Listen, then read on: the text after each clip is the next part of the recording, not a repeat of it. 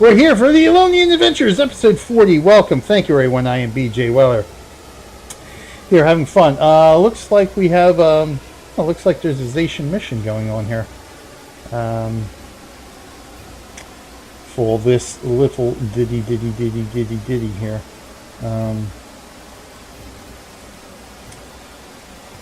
Alright, so we're running. Okay, so we're good. Kat's here. Kat will be joining us at some point here soon. So, I guess, oh, you know what we're going to do? We need to finish, let's see, we went through the Tendi Valley's done. What quest we got here? About the arriving shipment. So I think we'll do, for your ears only, we got coming up here, we'll go through the Mirror of Lyss. Finish exploring that today. And we'll go from there. Let me see, let's see if we got any quests that are, and of course I've got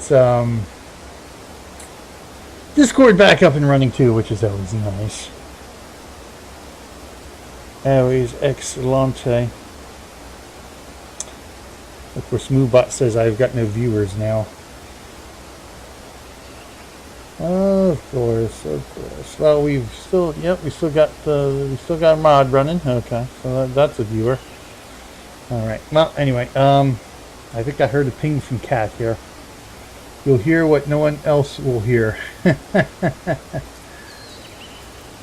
For years only for you. You'll hear what no one else will hear. Yes, indeed. So let's see here.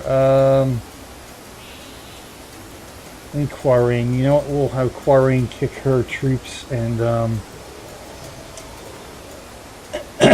explore from there. Or I guess it's not that vital for me to have Pharazin and Zarafen with us.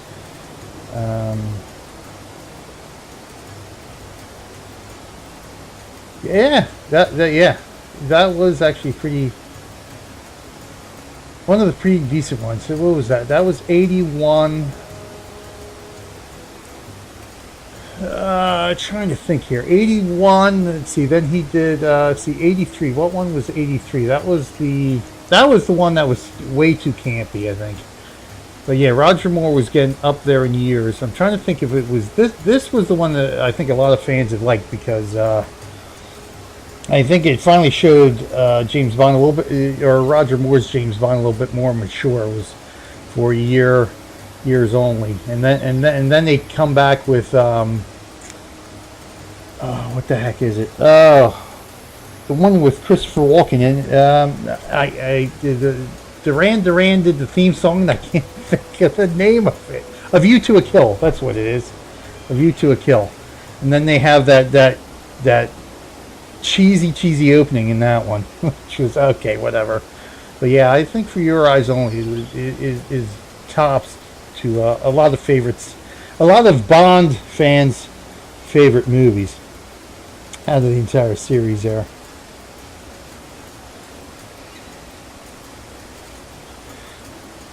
Alright, so let me see here. I don't think there is Honor Hill, Grand Court of Subalcode primary quest, Honor Hill.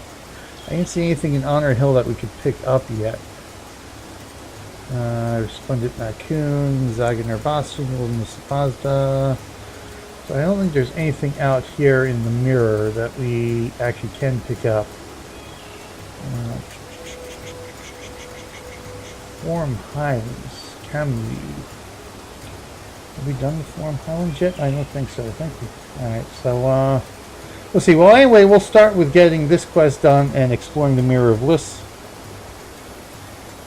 And then we'll just go from there. We'll see what our time is like, and then we'll see what else we might be able to do or not do after this episode. We'll see how long it takes, and then we'll pop in with some challenge missions with Kat.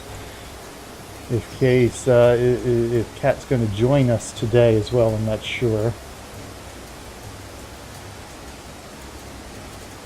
For the Elonian Adventures. If not, we'll just we'll let you watch and we'll head on off. I'm the Spirit Whisperer, really?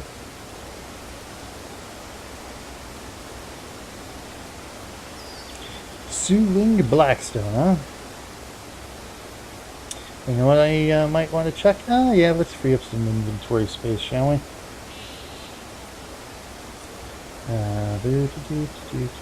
Skills. Oh, yes. Speaking of skills, do I need to cap anything here? Not in the mirror, so we don't have to worry about that. Okay.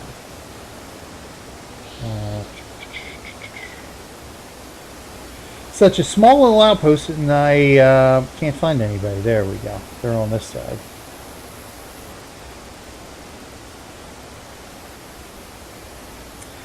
So we'll pop into here. Nightshade, hello. And let's just sell what we can sell right off the bat here.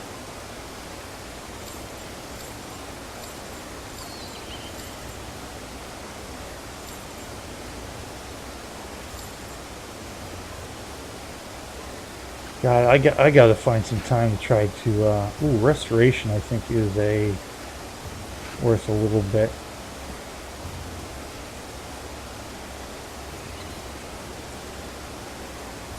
Oops.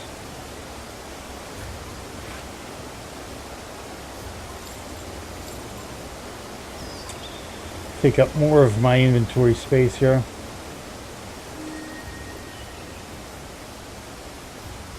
Oh, all right, no problem. We will head on out. So let's bring back our other adventures heroes here.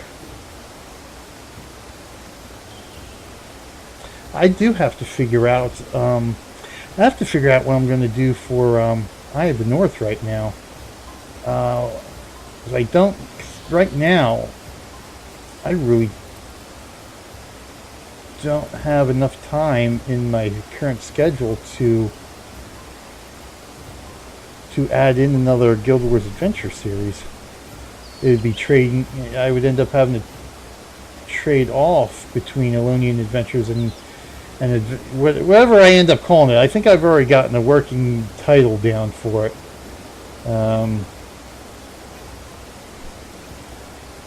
I don't remember what it is off the top of my head here.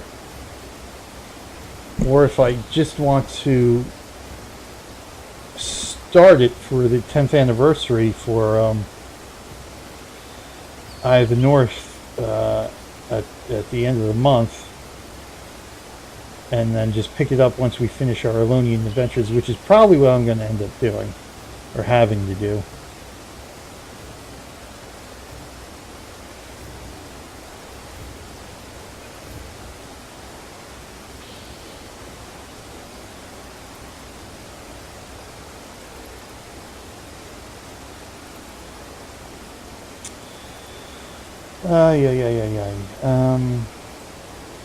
I'm just waiting for Quarain to let me know she's ready to go.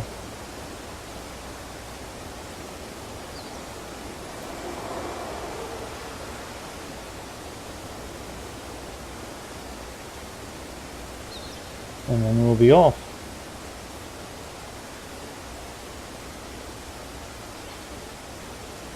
All right, there we go. Good. Excellent, excellent, excellent.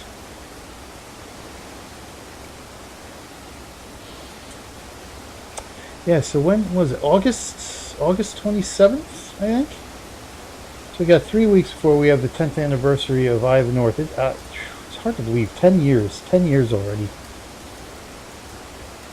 You know, 12 years with, over 12 years now with Guild, with the original Prophecies. It's amazing. Because what my initial plan here was, of course, is to take each of our adventuring characters through the opening quest / mission for Eye of the North from their respective continents. So obviously, Zarafen here will be going through the crack or whatever it is outside of Istan. Zarafen will be going out, to wherever it is. I think it's outside of Lion's Arch. Going through that, and of course, Farazin will be going through Kantha outside of Kournans Center. And then, the theory is to have them all meet up, and then, of course, obviously they adventure together here. sort of. But my game plan for that is to have each one of them go through each one of the 3 main legs. So one of them will do the Char homelands, the other will do the Norn, and the third one will do Azura. And then they'll all meet up for when everything conjoins. So that's going to be kind of tricky, how I'm going to do that. Whether it's going to be, it'd essentially be one each every 3 weeks. All right, so let's go. Let's go. I can talk while we're running here. But yeah, it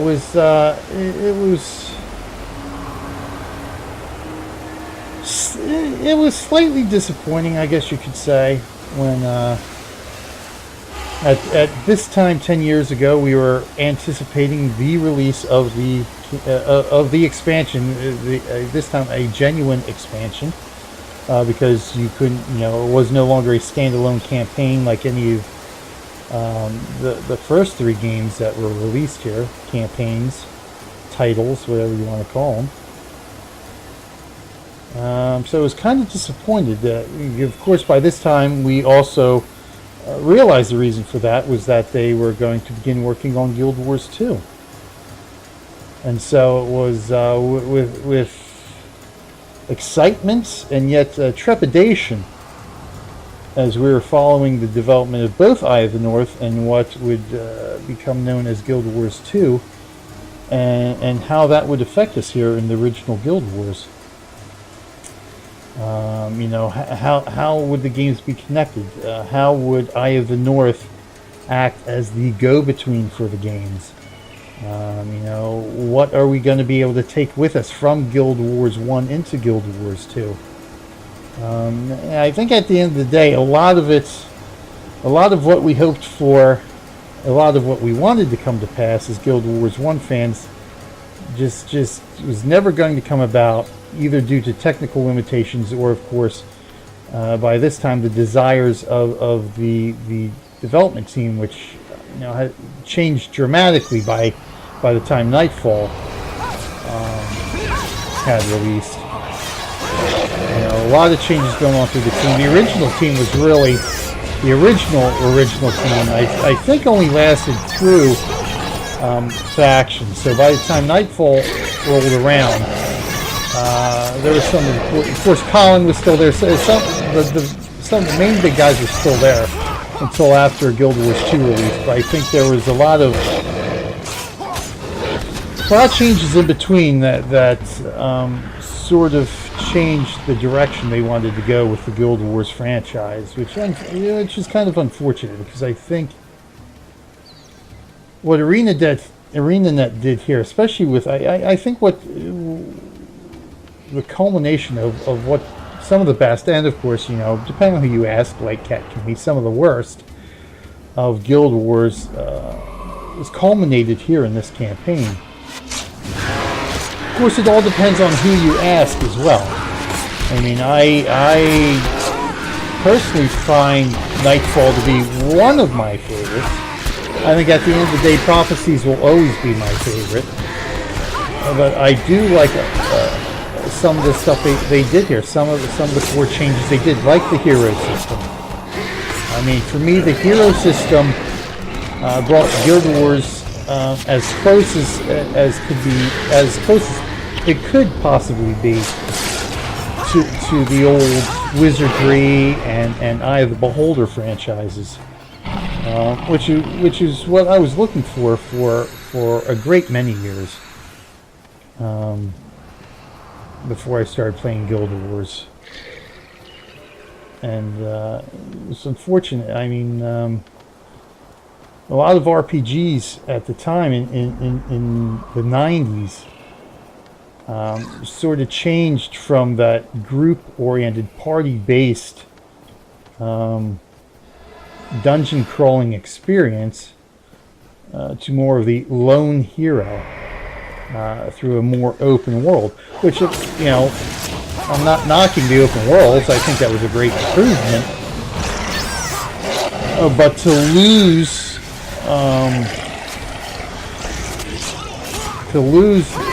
the heart of the dungeon crawler an RPG, and to lose that group-oriented feel to it was disappointing. And there were no RPGs that really, aside from like Baldur's Gate, and a few there, really captured the feeling I got and the joy I got out of playing the original Wizardry games. Because when it was Wizardry, it was, all the characters in the party were my creation. A little bit, of course, now a little bit less so with Eye of the Beholder. But Eye of the Beholder, gave you the characters you could use. You had your choice of the characters, and you could make them your own at that point.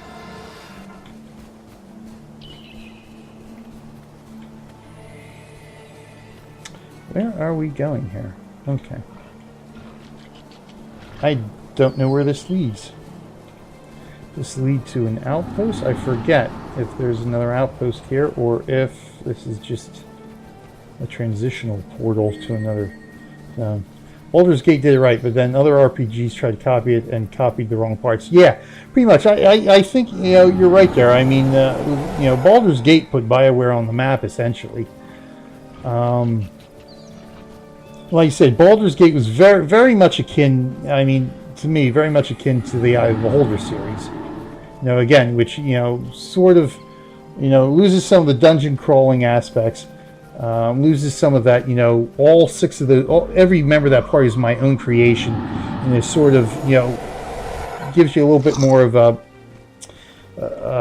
connection, I guess, to those characters.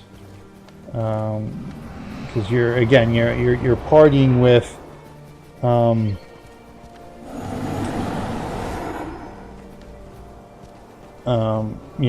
NPCs that were created by the developers and not necessarily you. So you had less of a say. Now, of course, you could kid them out and everything else, but still, it's the feeling that, hey, these are my creation, my characters that I am exploring this dungeon with.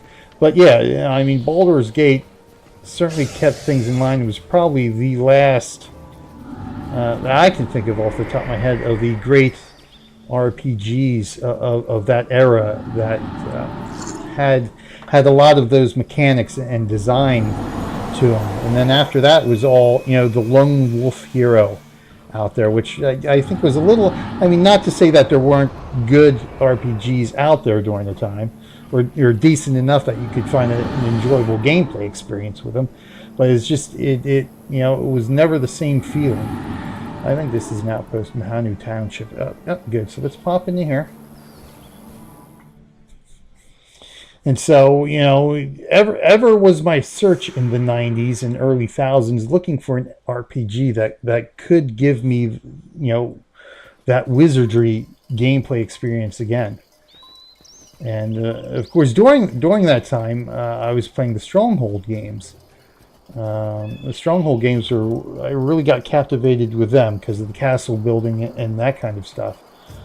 So Icewind Dale did sort of right, and then came Neverwinter Nights. Yeah, those games too. Yeah, the more notable ones as well.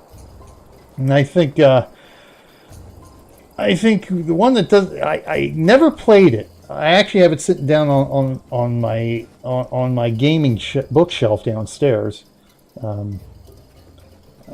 I hope to be able to get that installed and play it at some point for 100 Days of Gaming. Because I wanted to do that last year, never got around to doing it, or I think I tried it and never got working right. But Wizards and Warriors by D.W. Bradley, who did Wizardry 5, which is probably notable as the best game in the series. So I think along with that, I don't think it gets as much notoriety because I think it had some issues. And of course, there are other things going on in the gaming industry at the time that took away from it. Dungeon Siege and Diablo 2 went downhill. Yeah, exactly. Dungeon Siege and Diablo 2 really were the birth of the action RPG, which Neverwinter Online in particular, and Terra, I think. And of course, it's a few of the other MMOs as well, going more for the action-oriented feel, which, you know, is I mean, again, you know, at the end of the day, you know, decent games, but it's not what the RPG is at its heart and soul. It's not what got me into the RPG genre. That kind of gameplay. And so it was with Guild Wars. Well, there were the action RPGs before, like Secret of Mana and Quest for Glory. Yes, which, you know, how many people actually heard of them, really? But those were exactly, you know, story driven. Exactly right. You know, if you have an action RPG but it's story driven, you know, that's a little bit, because that was, you know, with the RPG it was, you know, role playing, but you know, it was your story, the story of your character or / characters. Indeed. But yes, and then you know, of course, there came World of Warcraft and the MMOs at that point. You know, obviously during the 90s there were MMOs, but it was still a fledgling genre, and obviously with you know, the way, you know, internet and dial-up and the costs and all that involved, and of course you need and even predating the MMO was the MUDs, the multi-user dungeons. You know, you had your group focused dungeon crawling with those, but again, you know, very, very niche, because obviously again the new technology and just the cost of the internet at the time. Meridian 59 Ultima Online existed, but not many people heard of them. Yeah, exactly, because it was just again, it's just the nature of the technology, nature of the beast at the time. You know, with your MUDs and those early MMOs. Those games that really gave birth to the MMOs.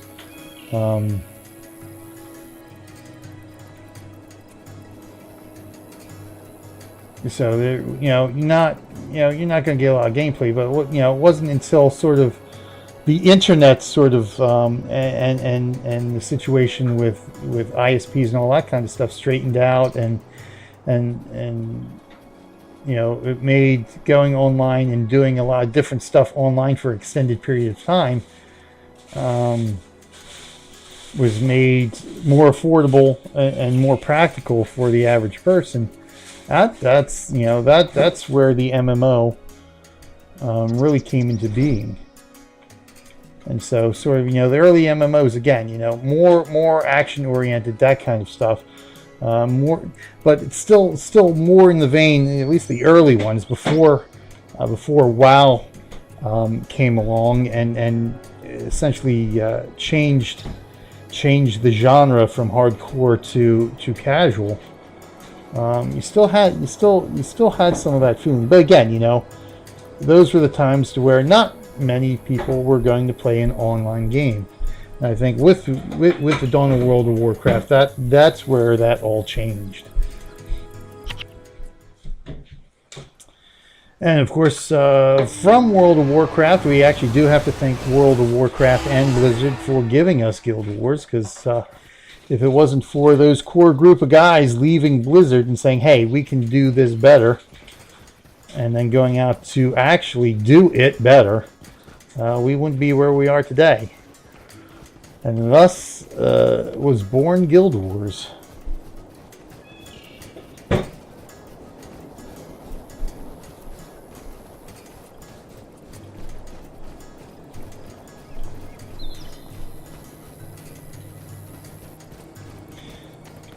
But it just gives you, it gives you,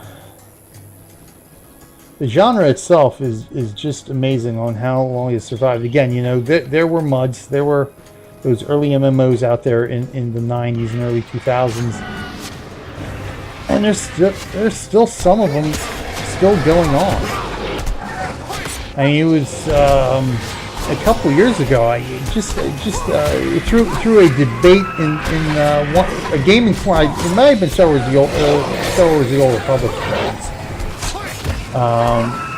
I don't remember, but there was a debate about MMO. Well, it was more of a debate about. So this might not have been Star Wars: The Old Republic. It might have been just a general gaming debate I was having in some forum somewhere about free to play versus subscription. And so I went about doing just a quick little bit of research just to see, one free to play got started. How many games are, those early games, both subscription and free to play, have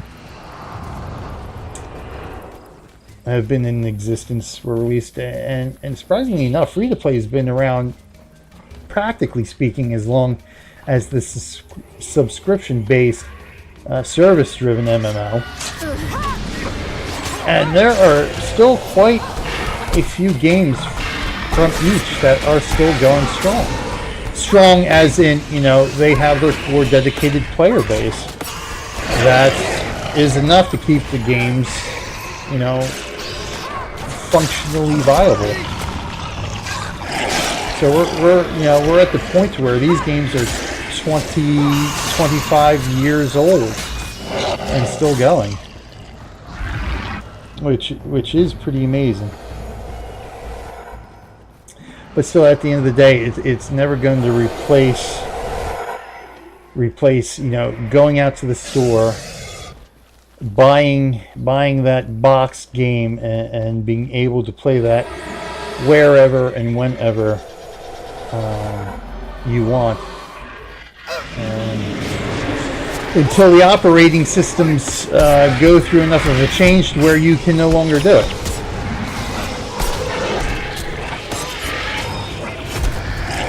So thus is the gaming society in which we live now, to where no longer can we look forward to the time where we can play our favorite game for decades and decades to come. One day they will all shut down. And of course, thanks to things like Steam and Origin and online DRM and all that other good stuff, the always connected feeling. And not even our single player games can we count on to be able to play like that anymore.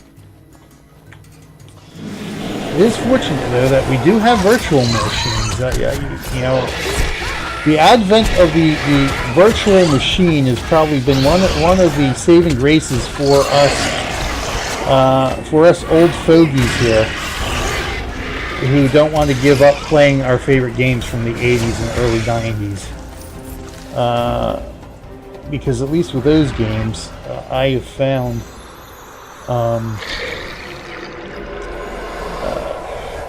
pretty much all of them, or almost all of them, I would say the vast majority of them will work respectably well in a virtual machine.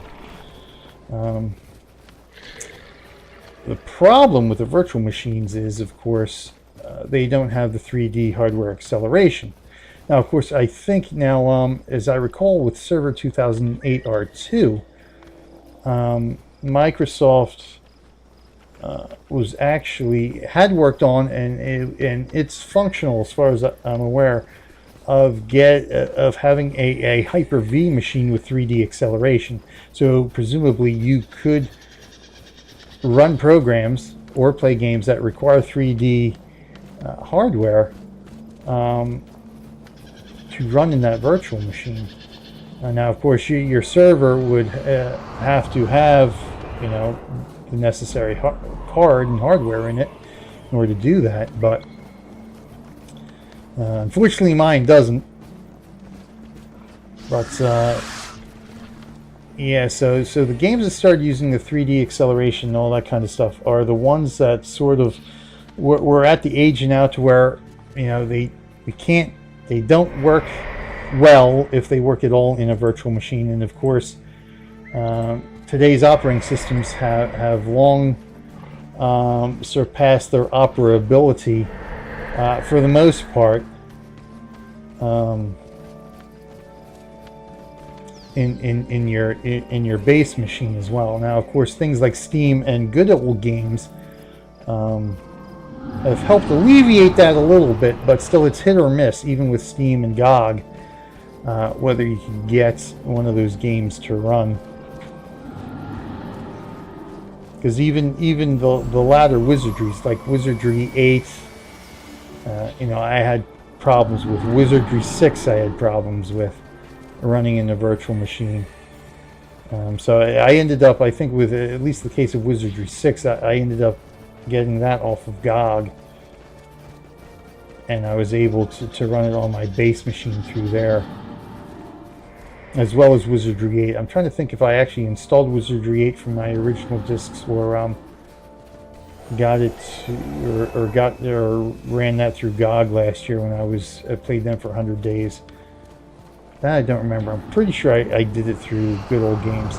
Now the thing with Wizardry 6 is that I was getting an error code with that to where I couldn't get the game to run at all through the Wizardry archives.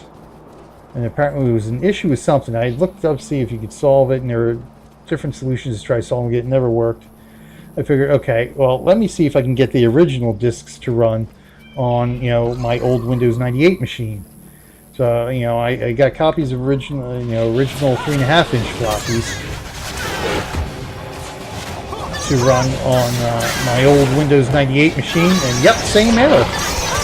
So this is something that was a problem with the game itself, that of course carried over to all the other versions. But fortunately, whatever the issue was resolved with the version that GOG so I was actually able to play that. So joy of joys, I can actually play all 8 Wizardry games to my heart's content.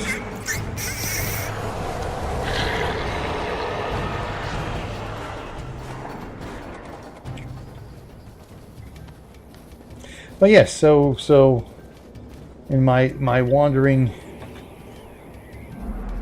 ruminations here, Guild Wars at the end of the day, the original Guild Wars here,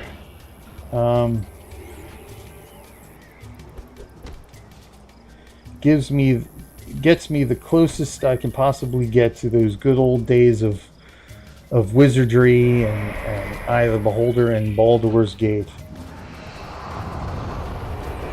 Which I should start streaming Baldur's Gate too at some point. But again, it's too many games with not enough time to stream.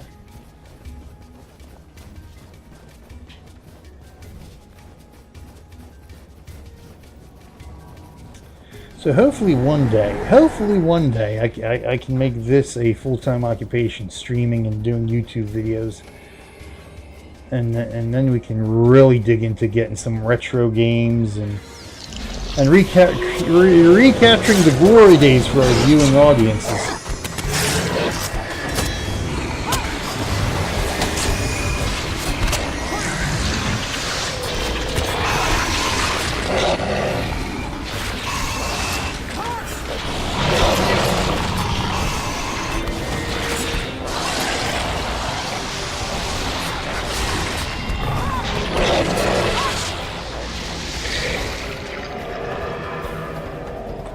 Oh, it's a malodorous mass. We'll have to give this to Kat when we see her for the challenge missions here, I think.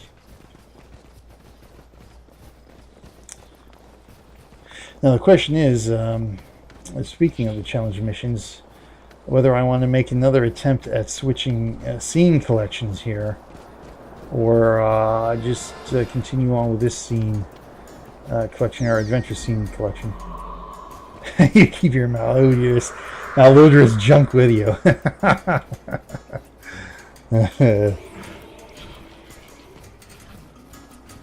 Yeah, so actually we already did the south here when we went to Honor Hill, so we gotta do the center here so we can turn up this way. Yeah, so I think just to play it safe, I'm gonna end up just staying with our Elonian adventure scene collection here. That way we don't have to worry about crashing OBS. I can add in my camera. I can actually even add in my overlay if I want to.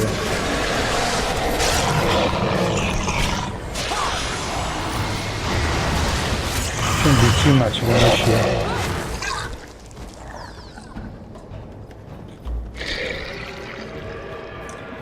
But yeah, I'd rather not have OBS crash on me again, just because I want to change the scenes here.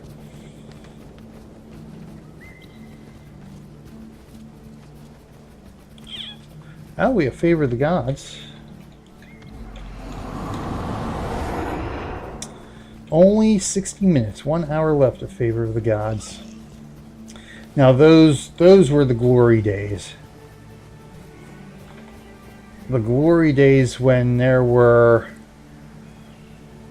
what was the max? I believe the max was 35,999 minutes. Because Arena never anticipated how thorough we would be as players in racking up that time. And so I remember well, it was really until Guild Wars 2 was released. That Favor was maxed out at, you know, the 36,000 minutes. And I'm trying to think when they, I don't recall when they actually changed the favor system. It was pretty early on, as I recall. I think they did it. I think they did it at the same time they implemented the titles, and I think they implemented the titles, if I recall correctly, around the time factions came out. Trying to think if they did it before factions. I don't remember. I'm gonna have to go back on the wiki and just look through the updates and see. But even so, even for argument's sake, let's say, or it got implemented after factions release. You know, that was 2006, April of 2006. So we had a good, and of course Guild Wars 2 released in August of 2007, so it was over a year. You know, almost a year and a half, really. Now, of course, it did take time for us as the player base to build up that amount of favor time. But it was a pretty good solid year. I would say pretty good solid year that we never had to worry about running out of favor. Of course, until there was that infamous incident, as I recall, that something happened and Arena ended up having to reset the favor amount or something like that. Something happened, then there was a big hubbub about that. Something else that sort of related with that. Because I remember saying, you know, Arena is saying, okay, we're taking something away from the player base because of the glitch or whatever it was, you know, with the system or however it works, like, you know, it was sort of unearned time or whatever. And the player base was saying, well, you know, you guys put the limit on it. We should actually have more time than 36,000 minutes. For these things, so why are you taking it away from us? Because you actually owe us more due to the limitation of it. But whatever it was, just you know, those ancillary little stories that go down. It's like, hey, do you remember when there was that big infamous monk strike? I remember when it happened, but I was never, I forget which outpost they ended up going into. I wasn't there on that day, but I remember hearing about it. Those days that we can never recapture again, unfortunately. Oh yeah, I was part of that monk. Oh, were you? Nice. Thunderhead Keep. Okay, yeah. Because I knew it wasn't at Lion's Arch, because you would think it would be when favor was determined with PvP. Yeah. Yes, I knew it wasn't at Lion's Arch or any one of the capital main outpost cities. I knew it was sort of in one of the off outposts, so to speak. But yeah, Thunderhead Keep. I think that was back before the was that in the day before they nerfed Thunderhead Keep too? Monks were pissed at the people who just didn't listen and rushed out the whole time. Yeah, all the Leroy Jenkins. Yep. Yeah, the good old days. I'm trying to think if that was before the Thunderhead Keep nerf that made it easier to get through that mission. So I'm trying to think if that's why they ended up picking Thunderhead Keep, because Thunderhead Keep was one of those missions where it was, sort of prevalent of the bad gameplay. Yes, they were not going to heal anymore. Yeah. And obviously this was the time before heroes, so, nobody could count on, just building up heroes for healing. And of course the henchmen at the time, and well, really the henchmen still do stink.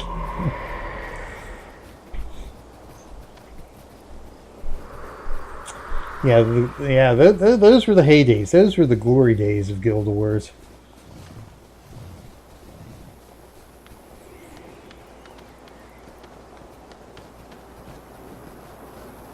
I'm trying to think if there's anything else notable that happened, because that's sort of our story. That's sort of the Guild Wars fans' story. That we can say I was there. Or sort of like the old World of Warcraft stories when that guild went and there were always idiots who went out one exit while Mersat came in the other way. Yeah. The old World of Warcraft stories where of course obviously the Leroy Jenkins, but that's more of the story where the guild went out and raided and slaughtered a funeral gathering. Out on one of the servers. And one of those infamous stories you hear about. Of course, a lot of the stories from Star Wars Galaxies, of course, and EVE Online. But that famous incident of the funeral sneak attack, and of course the incidents where in World of Warcraft where the disease, where they actually had disease spread from server to server, which was really interesting for that, because then a lot of actual scientists used that as a means of actual research for pandemics and stuff like that. But yeah, the infamous Monk Revolt of 2005, 2006. That was pretty early in the game, as I recall. In good old Guild Wars. Oh, damn it. How about I go after this guy? Where's my mouse? There's my mouse.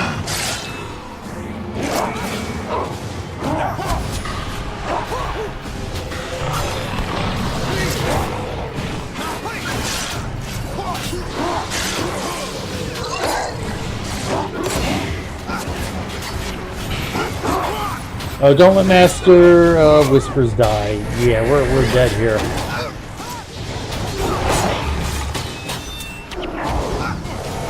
Oh, we got the cleric down, so that helps.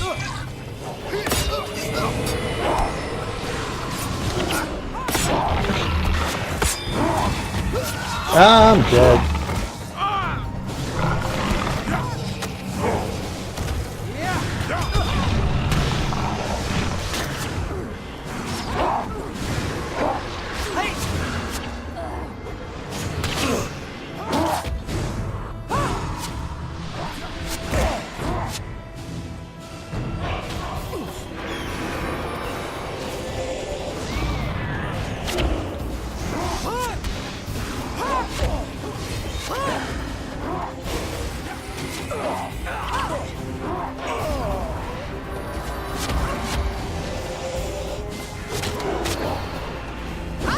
Oh, it's just Quarain left, and Quarain's dead.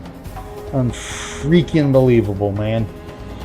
I think we aggroed 2 different groups here. I think that was part of the problem. Oh my god. Sometimes I hate this game. That's what I get for not paying attention to what we're actually doing here.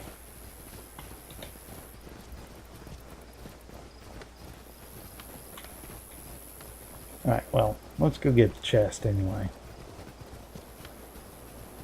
How does it feel? Oh, yeah.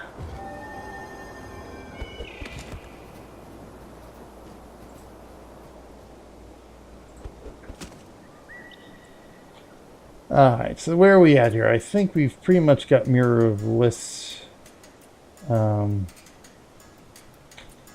map cleared out here. So we just, we got to run up to Zaganer now for the mission.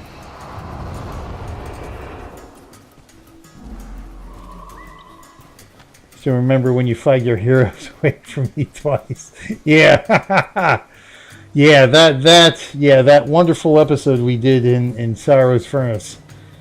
I was even at the point where I got frustrated on that episode. I was like, oh, enough is enough.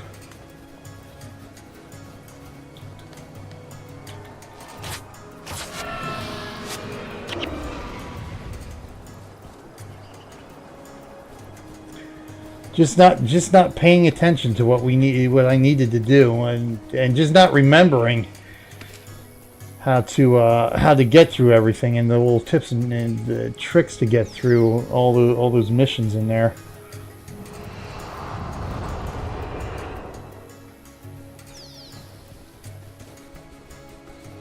We actually got to go up north here now. Yeah, the good old days. The good old days. God, I can't imagine trying to do any of that stuff now without heroes. I mean, realistically speaking, I hadn't finished any campaign by the time Nightfall released with the heroes. I distinctly remember I had gotten through factions up to the point where we did the Zu Hanoku mission. And I couldn't get past that mission because I had no interrupts at the time, and the henchmen, again, fairly weak, no interrupts on them either, and I just couldn't get Zu Hanoku down because of its skill. Now obviously there, if you get a good build, you can get him down, but hey, you know me, the casual noob here, I just wasn't able to beat him. And so it wasn't until I was able to gather up some heroes and actually kit out Jin at the time, to be my interrupter, that I was able to get past the Zu Hanoku mission. I'm trying to think how far I had gotten in Prophecies at the time. I know when Factions was coming out, I had not yet reached Lion's Arch with a couple of characters I had at the time. Because I know I had finally reached Lion's Arch not long before ArenaNet had those faction tie-in missions there. I'm dead again. I'm dead. Quarain's dead. Again, not paying attention to what I'm actually trying to do here.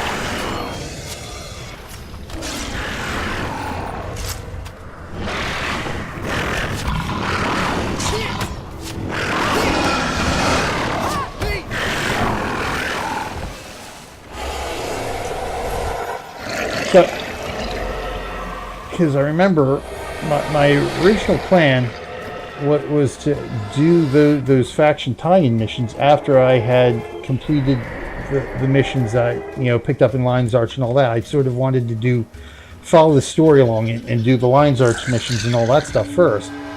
And so when I finally was on my way to doing that, all of a sudden they removed the faction missions when factions release. I'm like, what? Why are you going to take the missions away? What was the point of that? So I was a little peeved that I did not get a chance to play through those missions. Not that they were anything super, but it was interesting, a little interesting bit of content I would have liked to see. So never more are those missions. Never again will we ever see those missions. I'm hoping maybe perhaps one day ArenaNet will re-implement them, turn them back on. So it would be nice just to play through them just to see what it was like. I was rather irked at that time that I was not able to complete those missions because I figured, well, okay, I can do them at my leisure, and not realizing, because ArenaNet never told anybody that we would only have these missions available for a limited amount of time. For years only. And I think, as a matter of fact, is that the first one? Oh no, 1983 was Octopussy. 85 was A View to a Kill. That's right. Because I think Octopussy was the... trying to think if that was... I think For Your Eyes Only was the first Bond film that actually had the title singer in the title sequence. Featured her, and then Octopussy was the first of the films not to have the title song, quote unquote title song, the name of the actual movie, which may be good or bad depending, I guess, who they would have found to write it. Glad I can be of service. There are several clusters of Heket stationed nearby. If we slip into their midst undetected, we might be able to collect some useful information. We must be careful, though. The Heket could be a nasty bunch, especially when surprised.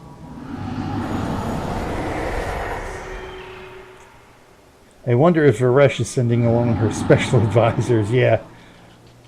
You don't have good builds. Point taking. Yes, indeed. Yeah. Indeed. Which, I mean, at the end of the day is, depending on how you want to go through the game. Okay, what do I do now? See Commander... oh, that was it? That was it. Okay, I thought we had to go do more for that. Okay, I guess, well, we'll go see Commander Temrod here. And I think, there's one advantage to how ArenaNet did the skills and classes and builds in Guild Wars 2, especially from looking from their end of the things. There's an advantage to doing it, but I think what we have here in Guild Wars 1 is just so much better than not only Guild Wars 2 but a lot of other games out there, because you have so much freedom of choice here. I mean, just between the two professions and then all the skills within those two professions, not to mention the fact that you can change secondary professions at will. You've got so much you can just throw on your skill bar here and run with it. Now, obviously, not all of it's going to be good. There's only a very small percentage of it that's actually going to be a decent, efficient build. But, the thing that, obviously I like about the game, which should be obvious, is that, you can throw on stuff that's sort of half decent, and it's something that's just fun, that you find fun to play with on your skill bar, and get through the bulk of the game with it. Obviously, like we're seeing today in the Mirror of Lyss, there are a bit of struggles, but I'm not playing all that good anyway. Half the skills on your bar are not good. Yeah, I figure. Well, you got to look at my build to begin with. A Dervish Paragon, probably not one of the premier choices for a skill. Sure, they're fun, but yeah, not very functional if you're looking for efficiency and less aggravation in certain parts of the campaign here. Varesh is running weapons to the Heket. I find that hard to believe, but it does make sense considering what's been happening recently. My faith in you has been well placed, Zarafen and Your reconnaissance... Oh, dog, you stink. Seriously, Marley? God, you smell, dog. Whew. I need a gas mask. Your reconnaissance was a success. Now that we know what we're dealing with, I can devise a plan to thwart the Heket. Oh, there's Heidi. Or is that Fury Heidi? Yes, Fury Heidi. To thwart the Heket. Woohoo. Alright, so for your ears only. Oh my god, Marley. What the heck did you eat outside? Alright, that is saved. Let's pick this guy up. We have to stop that shipment, but we'll need your help once again. I have a scout, Dara, who is watching the major trade routes. Meet up with her if anyone can find the caravan we're looking for. It'll be... if anyone can find... Because reading is hard, and I completely ignore punctuation here. I have a scout, Dahira, who's watching the major trade routes. Meet up with her. If anyone can find the caravan we're looking for, it'll be Dahira. Hey, I found an appropriate pet. You must stop those weapons and supplies from reaching the Heket camp, or else Vabi will be overrun, and even the citadel of Zagon could be lost. Make haste, and send that cursed caravan to Balthazar. The Heket won't know what hit him. Interception. Okay, interception? Yes. So that's out in the Mirror of Lyss, so we can go do that right quick here. Where am I at? The Zaganer. There we go. Interception. Zarafen now has that quest. Lieutenant Miranda. Let's see if there's something for her. Then,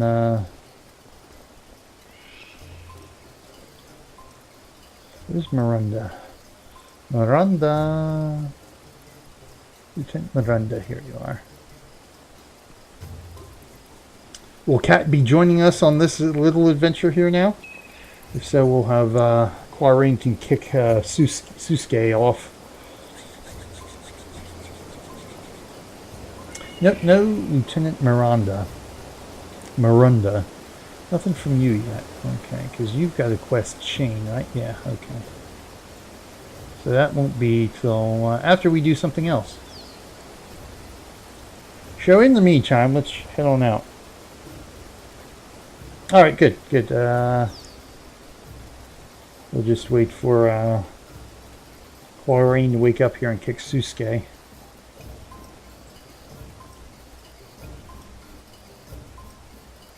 Bada bing, bada boom.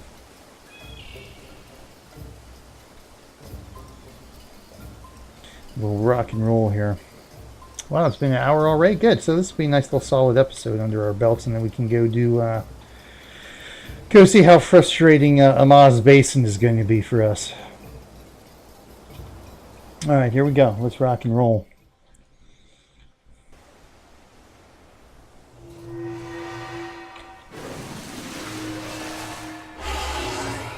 All right, where are we going first and foremost? Right here. Oh, there he is. Okay.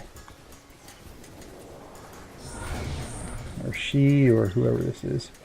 Scout Dehra, when you journey through Vabi, do so with care. The Heket and Harpies are swarming.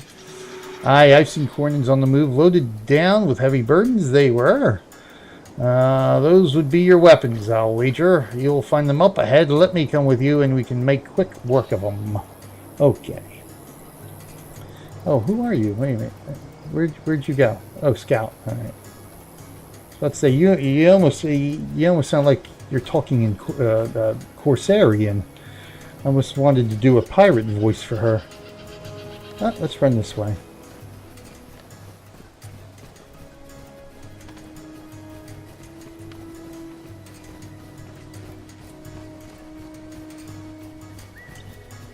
I barely remember this quest. I don't remember how annoying it's going to end up being. Due to my bad skills, I should say. Oh, that sounds like a friend. I heard somebody die. Alright, let's go, Roar of the Other.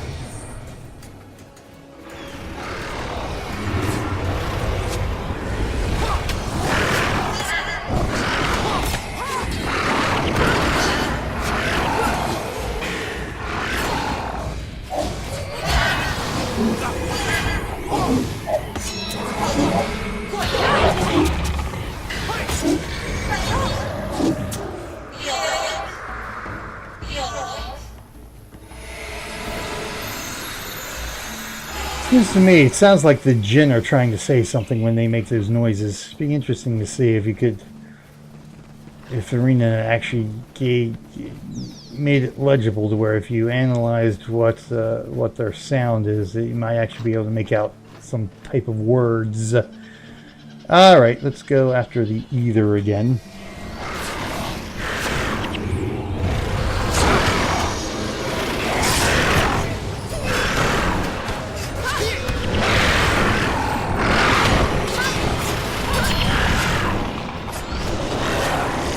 Oh, we have Thorn Bush.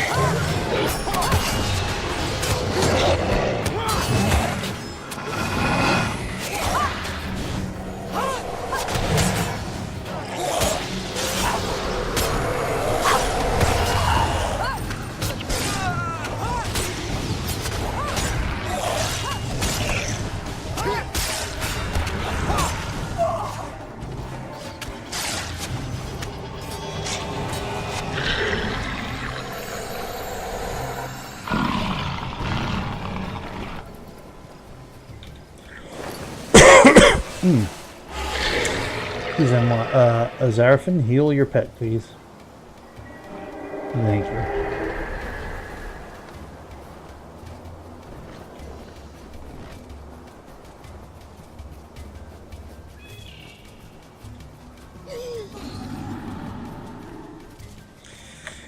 Oh, more Ether.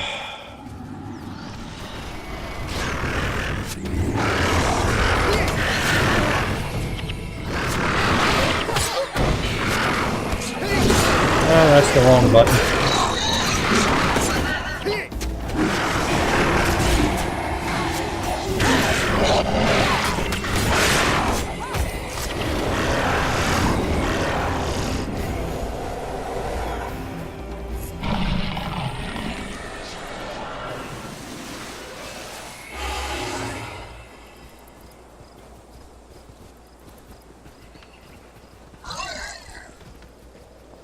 Remember, right, there's a lot of Kournans, but yeah, a lot of Kournans, but this is pretty standard, I think.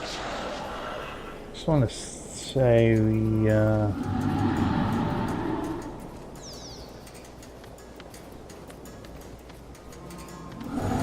in on this way, do a little group by group here. I think we were able to do it that way.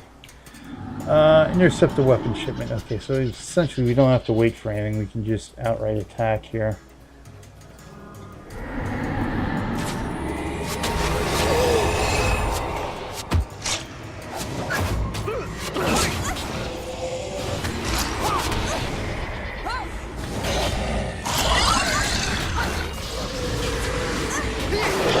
There we go.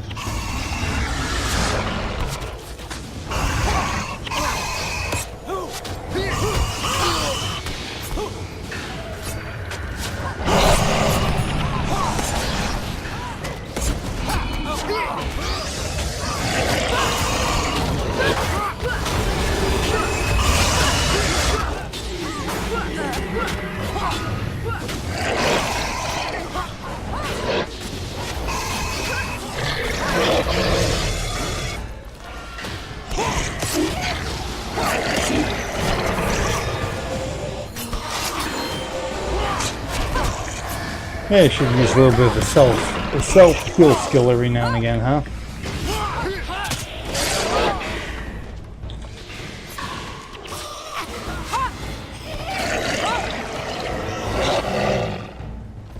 Yeah, okay, yeah, it doesn't... I still have, okay, still have my main one here.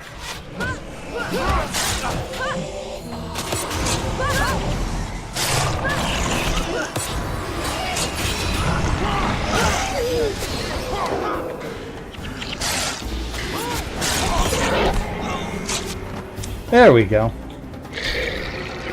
Nice, quick and easy, that. So we gotta head back to Zaganer now. Alright, good. Where's our time here? Oh, we still got a little bit of time. The question is now, not enough time to really do anything else major. Right, there's an exploration zone there. There's the oh, that, okay, that's... Alright, that's where the library, whatever it is there. Oh yeah, that's right, there's more here, isn't there? Alright, well, I'm trying to think whether I want to map back or just run back to take some time up here. Oh, I guess we can run back. We'll soak up a little bit of time and enjoy the scenery now that we don't have to battle the beetles.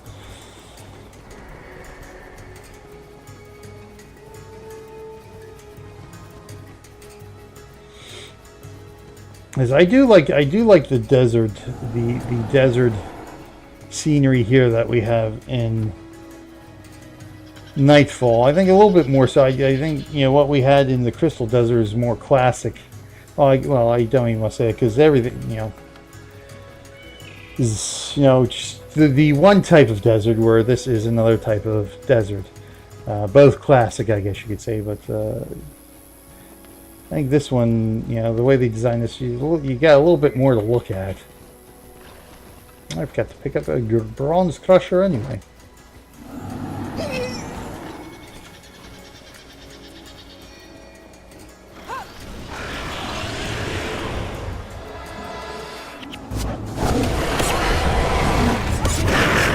I'm forgetting which button I want to hit here.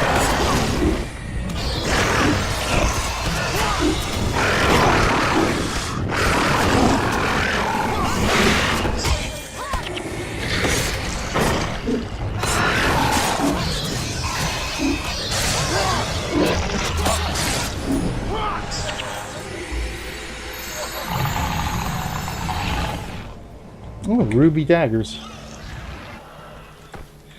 I wonder if I should make an attempt to salvage them and see if I get a ruby out of it.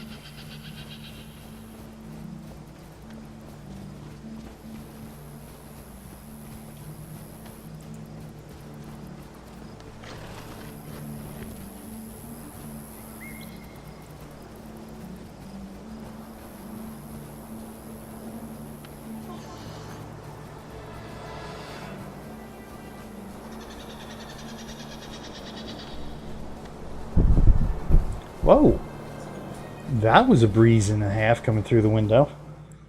I definitely heard that through my headphones. Nice and sunny out though.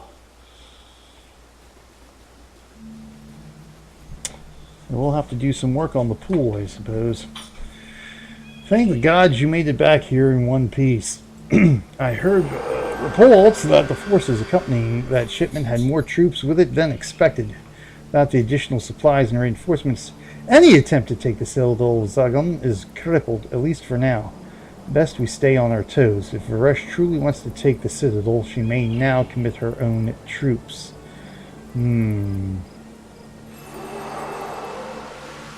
Alright, so that's that out of the way.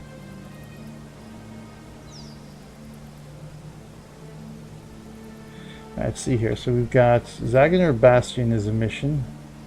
Grand Court of Sevelka is a mission. Honor Hill and Mehanu Township, Yonder Market. They're just outposts.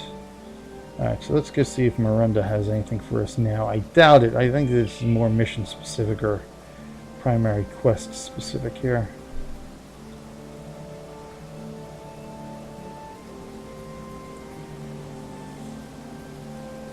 If not, we can, I guess we can call this an episode here. And move on to trying Amad's Basin for a bit. Nope, nothing. Okay. So right, we're down here to rally the princess, travel through the Forum Highlands, meet the Princess Hela. Now the Forum Highlands are where? Outside of the Kodash Bazaar. Okay. So we'll travel there. Wait a minute, hang on a second. Do we have... This should be cleared out, I think.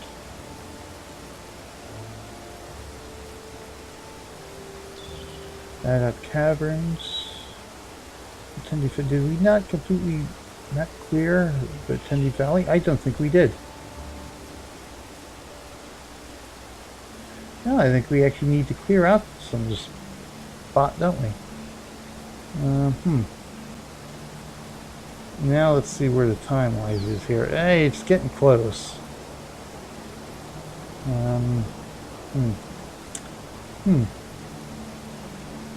Because you can clear all that out. I'm trying to see if there's any... Well, I'm going to pop us into Yonner Market because I want to start that for our next episode. To at least map clear out. I'm just waiting here, seeing if there's anything there. I don't think there's any quests or anything related. It's just be a little bit of map clearing there. So I do want to give us as much time as possible to try to get through Amaz Basin here. And, you know, maybe do some of the other challenge missions. So I'm sure we're going to have to do Amaz a couple of times before we hit that 100 mark. So that's it for the missions anyway. Don't need to worry about capturing elite skills.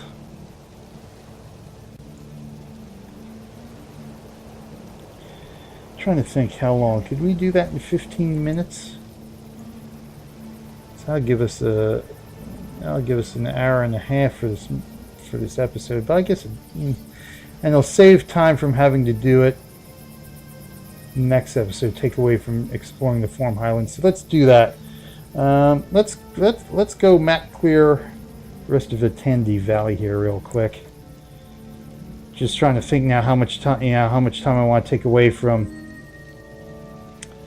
Yeah, I don't know how long it'll take. That's my thing. It's like Forum Highlands, because I don't know how long it'll take to go through to map the Forum Highlands, and I sort of want to leave as much time there. But I know for you it's late. It's getting late, so I don't. And again, you said you're doing some of your RPing, so. Hey, Dog Daytona. Hey, what's going on? I didn't see you there. I did not see you in chat there because just, you know, I tend not to be able to see chat every once in a while. Hey, not much. Just doing some gaming here. So yeah, all right. So we'll save. I'll save that for later, for next episode, and we'll make next episode an extended episode if we have to get through Forum Highlands. So let's do this. I'm going to swap out here. Characters, and I'll meet you in the Maz Basin then. The question is, who do I want to swap out here? So let's go to our sort of be right back screen here.